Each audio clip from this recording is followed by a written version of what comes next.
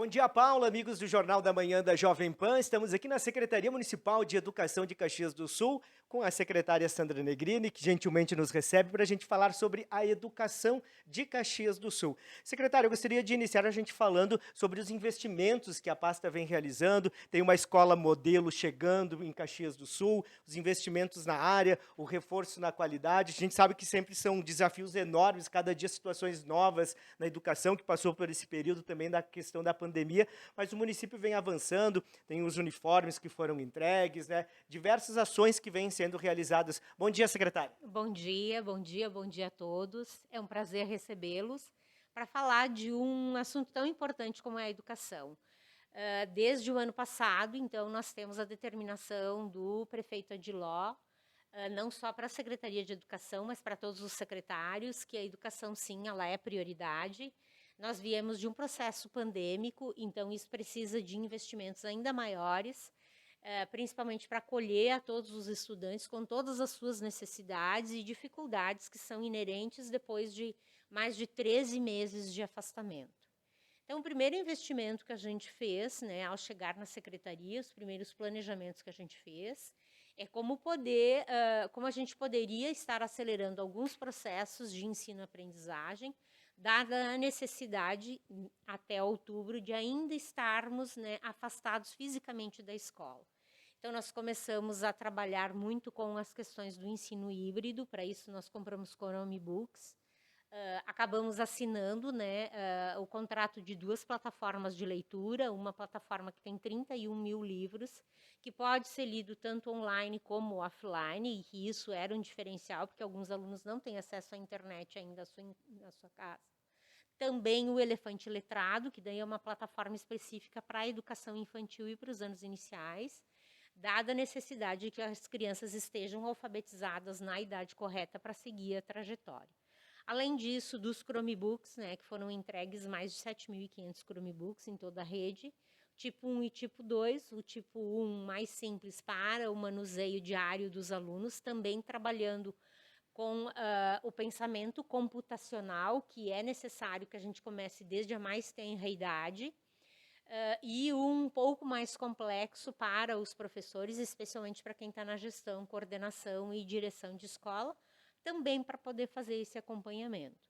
As mesas interativas, também voltada para o pensamento computacional e para o desenvolvimento de funções executivas cerebrais, que estão na parte frontal, que é o que a gente diz, né, que é muito importante que os estudantes desenvolvam. Então, nós compramos 2 tipos de mesas interativas, um específico para a educação infantil e que depois, com o transcorrer em função do afastamento também físico, os alunos do primeiro e do segundo ano estão utilizando, porque viram uma série de potencialidades, e específico para os alunos do público da educação especial, especialmente porque são estudantes que precisam, né, de equipamentos e de investimentos diferenciados dos demais. Além disso, das plataformas, a gente comprou os kits de robótica, para trabalhar com a educação infantil e os anos iniciais, e agora estamos planejando a questão da robótica também para os anos finais. Isso deu um investimento de aproximadamente 27 milhões, né, nesse primeiro momento, exatamente para a gente conseguir com que a escola ficasse de qualidade e pudesse receber e acolher as necessidades dos estudantes neste momento. Os uniformes também já foram concluídas, as entregas na sua totalidade, secretária? Não, nós temos ainda, mais ou menos entre 76% e 80% das escolas receberam os uniformes. O que está faltando? Está faltando alguns kits de verão que a gente pediu para a empresa segurar e dar uma atenção maior para os kits de inverno. O que está faltando agora são aqueles uniformes para as crianças bem pequenas, né, menores, e para aqueles maiores, né, o GG, o Extra G, As adequações de tamanhos. as adequações de tamanho, e também nós tivemos aí um problema com a falta de insumos, principalmente daquela fibra que vai dentro da jaqueta, que é uma fibra diferenciada, que é para ela ficar quentinha e leve, porque também a criança tem que ter uma jaqueta mais leve. Mas a gente tem recebido, né, remessas todas as semanas, e aí a gente recebe, já separa e já entrega na escola para chegar naquele que precisa, que é o estudante. A gente tem uma perspectiva que ali no início no início do segundo semestre, depois das férias de julho, que todos os uniformes já tenham sido entregues. Escola modelo em Caxias do Sul, como ela está sendo tratada. O que a gente pode falar desse investimento que pode regrar as demais instituições de ensino para o município para um futuro, secretário? Sem dúvida. Essa escola é pensada primeiro para ela ter tudo que uma escola deve ter. Onde que ela vai estar localizada? Aqui no San Siro, né, é a escola Laurindo Fórmulo. Ela tem desde a questão da energia solar, né, reaproveitamento de água, principalmente para banheiros. Em todas as salas ela vai ter as telas interativas, né? É uma escola que já recebe com ginásio. Enfim, uma escola completa modelo, porque a gente entende que o ambiente ele é educador. Então, as crianças elas têm que chegar num ambiente organizado, né? E um ambiente onde os profissionais possam desenvolver o seu trabalho da melhor forma possível e, sem dúvida nenhuma, atendendo também o que os Objetivos de Desenvolvimento Sustentável colocam, né? Da questão da educação de qualidade e da sustentabilidade que a gente deve ter. Secretária, a questão da educação inclusiva, a gente teve a questão dos monitores com os alunos autistas, com outros portadores de deficiências. A secretaria conseguiu já sanar essa questão dos monitores? Como é que está o desenvolvimento desse processo? Primeiro, se tu me permite, eu vou fazer uma diferença entre monitor e cuidador. Nós, no município, temos cuidadores. Monitor é uma nomenclatura que, inclusive, foi utilizada numa legislação estadual, mas que ela ainda não foi, digamos assim, colocada em movimento, né? No âmbito do município, nós usamos o que a lei brasileira de inclusão coloca, que são os cuidadores, que são serviços de apoio, para que essa criança possa ter mais autonomia. E ele coloca aí que os cuidadores são especialmente para quê? Para aqueles alunos que precisam das ajudas na alimentação, que ainda não têm autonomia na alimentação, na locomoção e na higiene, né?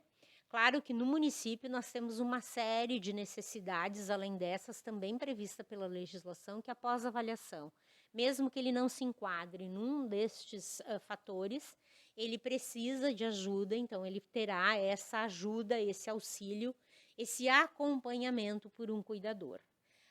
Nós tivemos um aumento muito grande de estudantes no ano passado e neste ano de alunos com necessidades especiais, que acabaram migrando para o município exatamente pela qualidade toda do trabalho, né? Nós temos professores especialistas em AE em todas as escolas.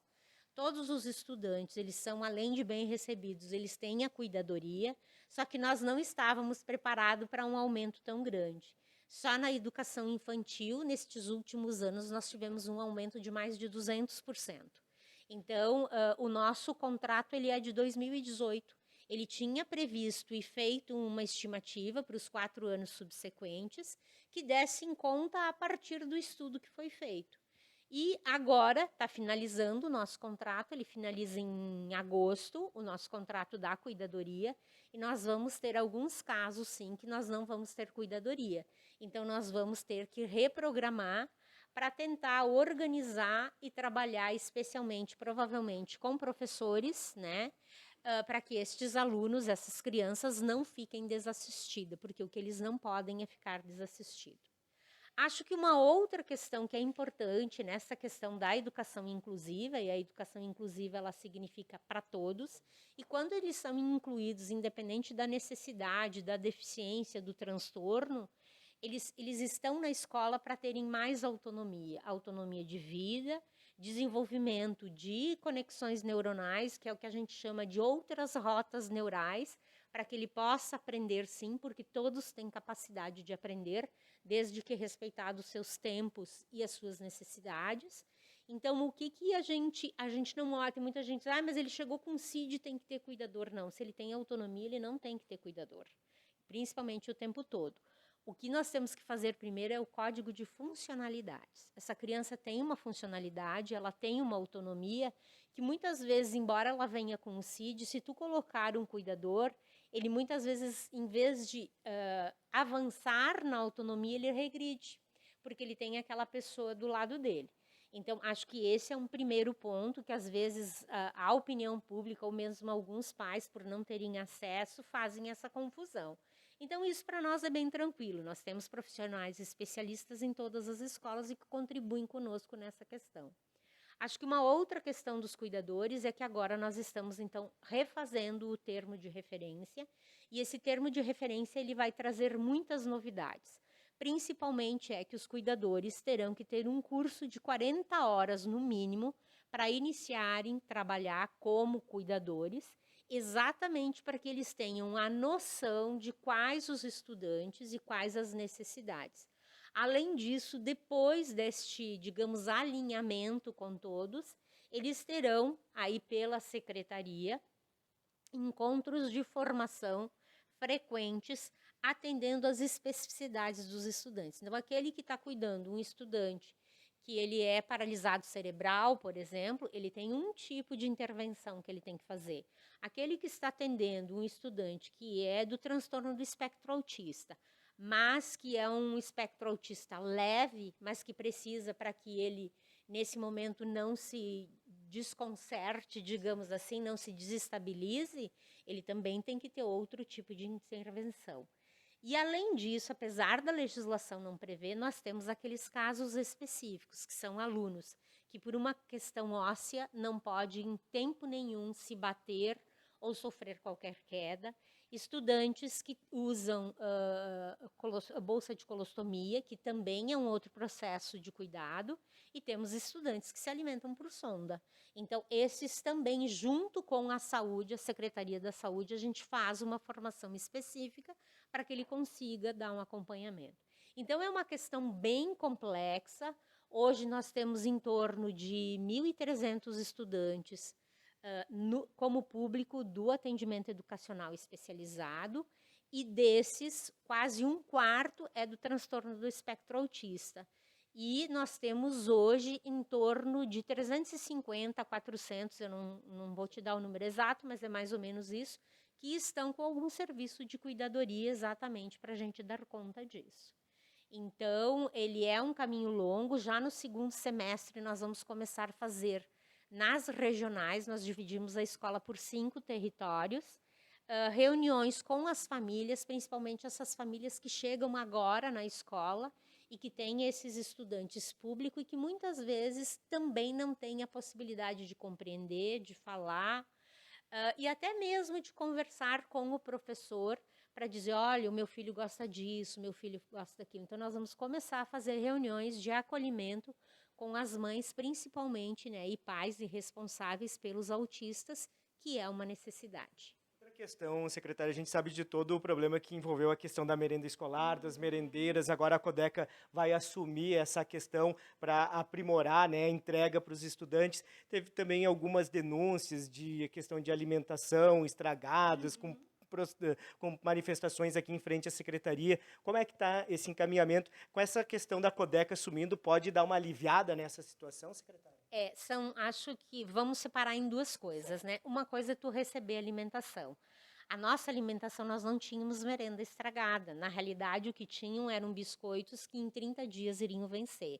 O que a gente orienta? Em cada escola tem um gestor da merenda, que é orientado pelas nossas nutricionistas, e eles sempre são orientados a ver sempre a validade, e às vezes podem, se passar, podem, sem dúvida nenhuma. Às vezes a gente tem que mudar o cardápio em virtude do próprio tempo, em virtude de situações que acontecem. Mas, assim, merenda ou alimentação vencida a gente não tem, até porque isso é feito mensalmente pelo gestor da merenda e qualquer coisa ela é devolvida. São casos pontuais, então. Muito pontuais. Também falta de alimentação, também não teve, que a gente teve muitas questões, porque falta comida, era para dar farinha com ovo. Não era farinha com ovo. Ou não tinha açúcar e colocar canela. Então vamos entender. A farinha com ovo era para fazer o nhoque, né? Era farinha e ovo, só esqueceram que tinha os outros condimentos. Porque a gente tinha farinha, tinha ovos, então nada melhor do que fazer ali. Com relação a açúcar, nós temos uma normativa do governo federal. É bom a gente saber que tem um Programa Nacional de Alimentação Escolar, que nós recebemos um recurso para cada aluno, correspondente a cada aluno, para comprar a merenda. E existem regras bem rígidas. E uma delas, que é exatamente para evitar a obesidade e o diabetes, é não dar açúcar até os 3 anos. Claro que a criança ela tem que se adaptar na escola, porque muitas vezes o pai e a mãe, os responsáveis, eles descascam menos e abrem mais o pacote, porque é o mais fácil, né? E a regra, né? Essa regra toda ela vem por estudos de especialistas. Nós temos uma demanda muito grande de obesidade, de diabetes precoce das crianças, então nada melhor do que a gente começar a reeducação alimentar desde os bebês. E é isso, num primeiro momento a criança ela não vai comer, né? Ela vai resistir, mas isso é, como qualquer coisa, a educação. A gente tem que educar, inclusive, o paladar dessas crianças. Um dia que eu fui visitar numa escola, que disseram que estava faltando comida, eu fui lá, tinha peixe. A criança vai comer menos? Vai, porque não é uma coisa da nossa região, mas ela precisa para o desenvolvimento cerebral, né, para uma série de coisas que a gente sabe que é preciso. Então, o cardápio ele é muito balanceado, né, nós temos as nutricionistas, elas são extremamente cuidadosas. Temos que lembrar também que no mínimo 30% do que nós usamos, ela é da agricultura familiar e de produtos orgânicos, exatamente para a gente dar maior saúde, né, que as crianças sejam cada vez mais saudáveis e que possam, né, ter uma alimentação enquanto adultos maiores. Secretária, rapidamente mais alguns assuntos. A gente sabe que a segurança é um problema, né, da nossa sociedade e a gente viu algumas coisas que acabaram refletindo também nas nossas escolas do município, também do estado. É uma preocupação, é um trabalho integrado que se faz aí com guarda municipal, com brigada militar, nessa questão da segurança ou da falta dela também, que acaba interferindo no dia a dia da comunidade escolar? Sem dúvida nenhuma. E acho que tu foste muito feliz quando tu colocas que é um problema externo que acaba afetando, né? Em nenhuma outra instituição a gente tem 300, 400, 600 pessoas convivendo ao mesmo turno, no mesmo turno, ao mesmo tempo, né? Com as suas diferenças. E isso é óbvio que vão acontecer alguns problemas que foram trazidos de fora e que acaba refletindo. Mas cada escola tem a sua comissão interna de prevenção.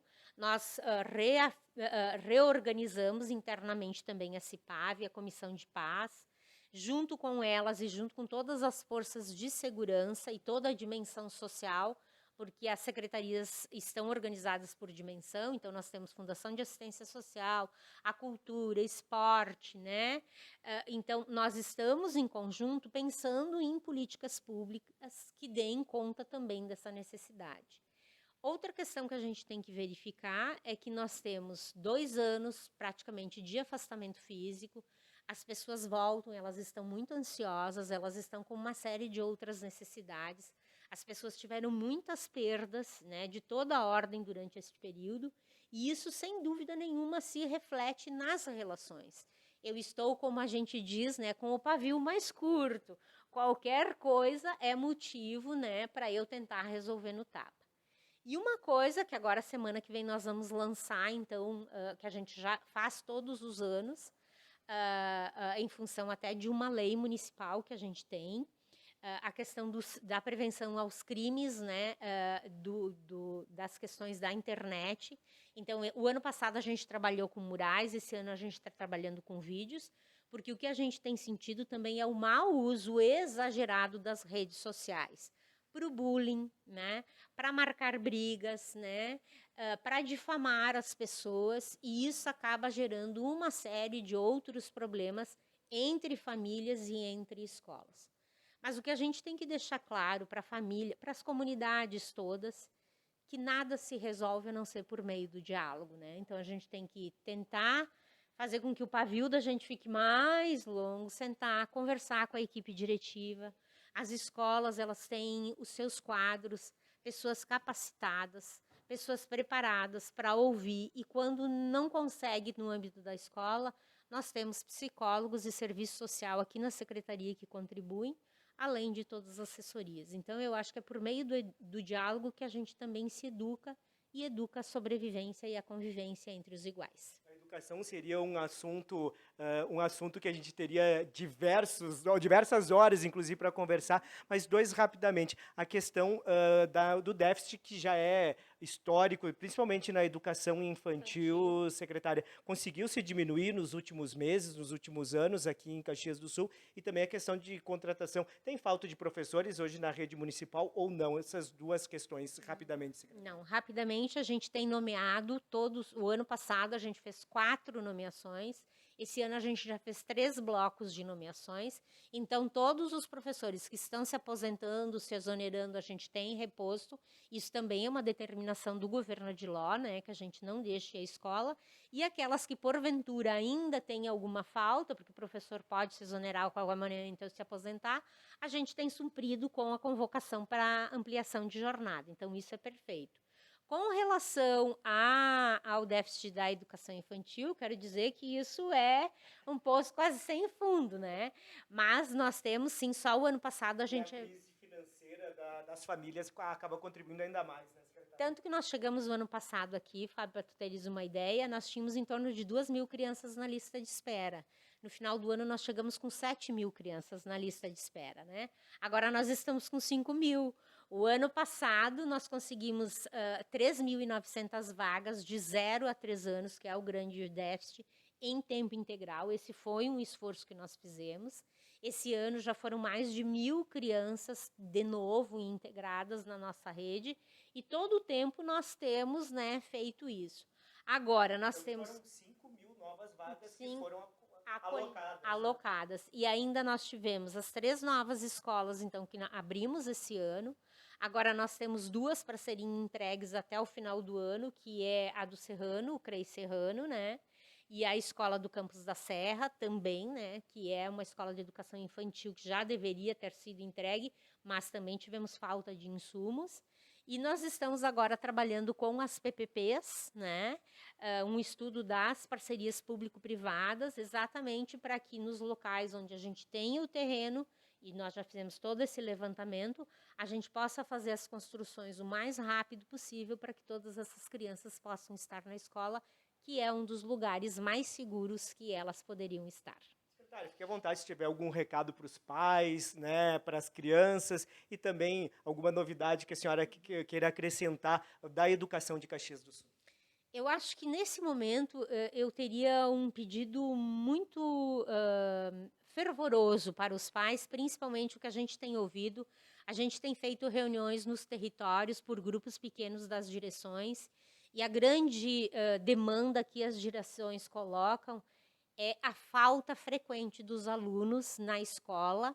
Então, eu peço encarecidamente que os pais encaminhem as crianças. Eu sei que tem frio, eu sei que tem chuva, eu sei que às vezes a gente tem dificuldade, mas de vez em quando isso pode acontecer. O que não pode é a gente ter faltas recorrentes de estudantes, exatamente porque a gente sabe que a gente precisa acelerar algumas coisas em função da necessidade da aprendizagem. E eu volto a dizer, o diálogo entre famílias, escola e secretaria é o melhor caminho para a gente resolver qualquer conflito que porventura possa existir. A escola tem que ser um lugar de convivência, de confiança para os pais e principalmente de acolhida a todos e a todas. Obrigado pela sua participação aqui na Jovem Pan, também no grupo RS Com. Sempre fique à vontade, né, para nos informar sobre a educação, secretária. Muito obrigada a todos vocês e estamos sempre à disposição para todos os esclarecimentos. Obrigado, secretária de Educação de Caxias do Sul, Sandra Negrini, falando com a gente aqui no Jornal da Jovem Pan. Repórter Fábio Carnezella, especial para o Jornal da Manhã.